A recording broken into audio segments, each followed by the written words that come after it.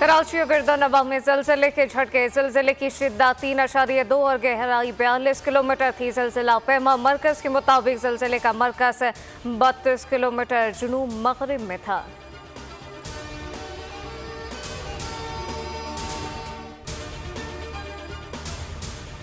कराची में ईद पर सफाई का मिशन मुकम्मल। शहर में अब तक 1,02,000 अलाइशें उठाई जा चुकी हैं। अलाइश उठाने का ऑपरेशन 5 रोज तक जारी रहेगा। मेयर कराची मुर्तज़ा वाहब ने बताया, सड़कों की धुलाई क्लोरीन से की जा रही है। अर्के गुलाब पर मच्छर मार स्प्रे किया जा रहा है। पहले मरहले में सड़कों की क्लोरीन से धुलाई 99 कलेक्शन पॉइंट पर की जाएगी। धुलाई के बाद अर्के गुलाब मच्छर मार स्प्रे किए जाएंगे।